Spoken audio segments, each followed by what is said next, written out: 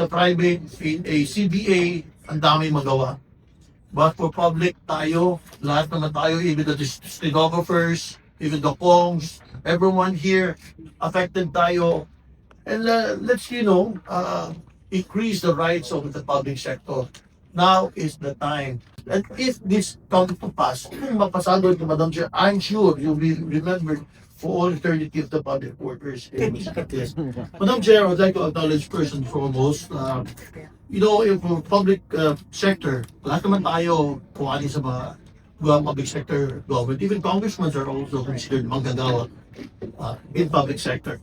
Now, I'd like to acknowledge sa international level, you have Public Sector International, PSI, POS, parang dalhin na lang, I'll just say the organization, the PS Link and Vijaya TUCP. Thank you, Madam Chair. With that being said, it's true, you came out with a very strong statement. You strengthen the rights, not only because TUCP is more of the private, but also of the public sector. Importante ito, Madam Chair. At tagal-tagal nito, the last time I remember it right, was 18th Congress and 19th Congress. This is now the third try. Pangatlo na yata.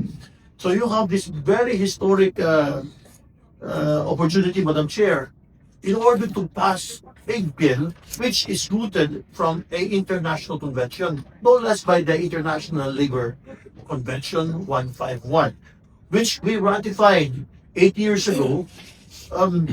Public sector unionism, public sector labor relations. Why? Because kami naman sa TUCP, nakapang-anim na kami in my term. We actually helped ratify international conventions na 6. Quickly lang, you have the domestic workers, di ba? Kasambahay, may enabling law na. You have the Maritime Convention of 2006, may enabling law, Magna Carta of the Seafarers. And then the Labor Inspections International Convention 81, may enabling law. So, ito, pang-anim, which is 151, pasado ratified na. So, dapat may enabling law na dapat. So, dapat pirmahan, and then you have a national law. And probably also, with that in mind, I hope and I pray, because I've been to the ILO convention with some of my colleagues like Ani Hiro in Geneva. This is the International Labor Organization conference, which happens in June for 2 weeks. And I have yet to see a chair from the civil service na nag-attend, usually yung labor and employment. Because ILO is not only for private workers, it is all workers, public, private, whether you're formal or informal. Diba? So contractual or regular, walang sinabi doon. Lahat, kompleto. So that is an invitation, and hopefully I can also put in a good word with the speaker na dapat kasama ang Committee on Civil Service. So what is this? Basically, diba sabi ko pangatlo na, and hopefully let's make history together. It's about public workers. When they have problems, ang CSC, ang lumanan, I think the CSC or Civil Service Commission, headed by former Secretary General pa dito sa House now. So, ang CSC, nung nandito sila, you have the PSLMC, correct, Ma'am Alino? And this is the status quo. Kung may problema sila, PSLMC, which is basically CSC, basically management. When you talk about sino yung management sa public workers, the Civil Service Commission. Iba sa private. Kung private may problema, meron tayong NLRC, the National Labor Relations Commission. Doon naman, I count about 3 or 4 commissioners who are actually coming from TUCP and various labor groups. Sa CSC, wala. Puro management, right? So let's bring this antiquated Executive Order 180 to international level, because under our constitution, under the doctrine of incorporation, a ILO convention becomes a law. That's why you incorporate it, and we need you, Madam Chair, and our fellow members, and I'd like to make this appeal. Dapat we should act on this. And I was so happy at one time. I was actually the chairman of the TWG. I did it. It was passed. Unfortunately lang, natalo lang sa APRO. So tumagal doon ng chair. So those should be the lessons. Had it been lang na mapasok lang sa plenaryo, pasado na eh. So, mapasok lang sa plenaryo, tuloy-tuloy na ito. Di ba? So, with that in mind, I think I've said everything. Ang importante lang, this House Bill 92, the proposed Public Service Labor Relations Act, is long overdue. And again, Illinois is needed. That's why we're here.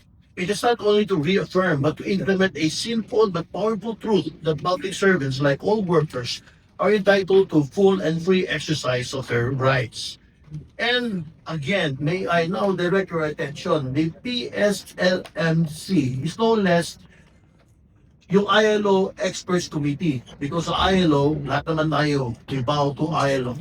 And they have so-called Committee on Experts to decide for us, but hindi man mandatory, to tell you that PSLMC are all management level. Wala silang component sa labor.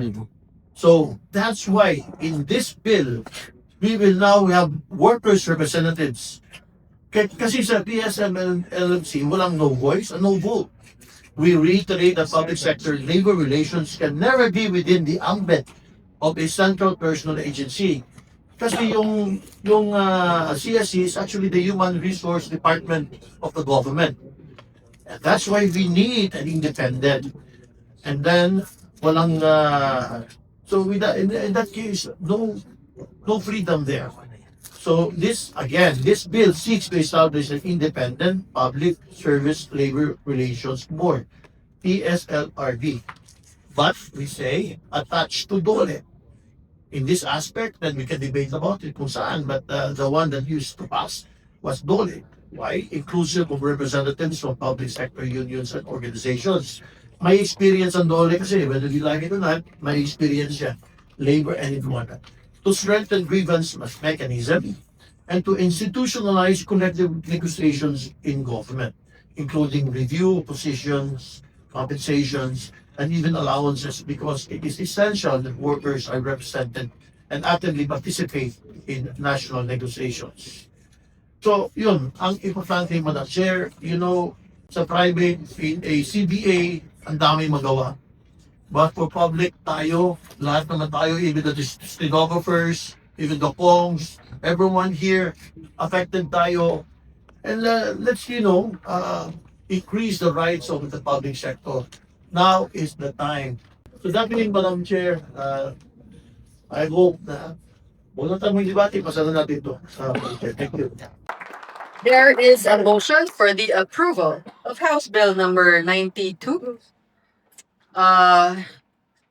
including its committee report, subject to style and consideration, and recommendations that has been agreed upon in today's deliberation. There being no objection, and it has already been duly seconded, this motion is hereby approved.